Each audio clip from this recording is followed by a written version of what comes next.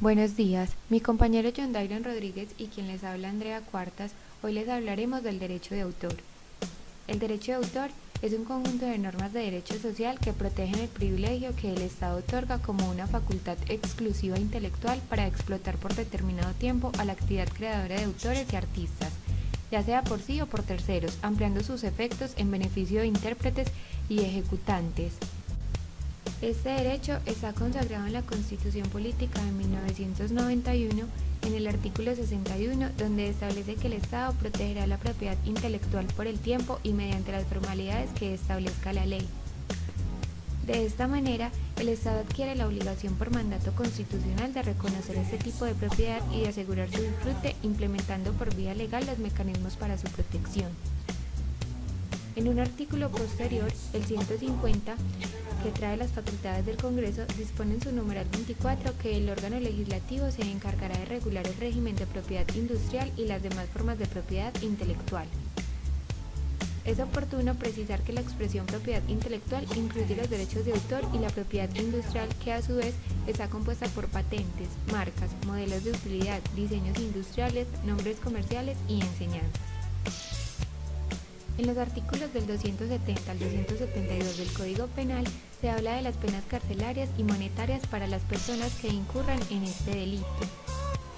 La problemática que encontramos en este derecho es la copia ilegal de obras literarias, científicas, artísticas, teatrales, musicales, cinematográficas y programas de software. La solución que le damos a esta es, según sea el caso, suspender la licencia profesional, sellar el local comercial donde se practica esta modalidad y la prohibición laboral permanente.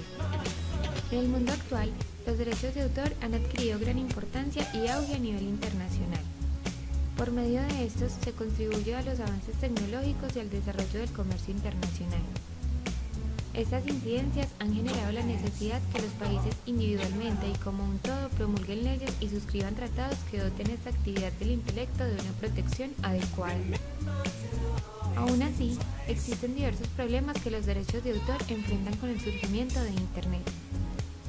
Internet tiene efectos negativos por facilitar la reproducción y copia ilegal de las obras, e introduce nuevas modalidades y conductas típicas que amenazan los derechos de los autores. Así, la regulación y el tratamiento tradicional de los derechos de autor es aplicable a otro escenario como Internet. De lo contrario, es necesario desarrollar un nuevo marco jurídico que se adapte a las nuevas circunstancias. Los derechos exclusivos del autor comprenden copia o reproducción, distribución, comunicación pública, transformación, cualquier uso indebido y sin autorización del autor que un tercero le dé a su obra, se constituye en una violación de sus derechos exclusivos. Las violaciones más comunes de los derechos de autor a través de Internet pueden ocurrir mediante la unión de hipertextos.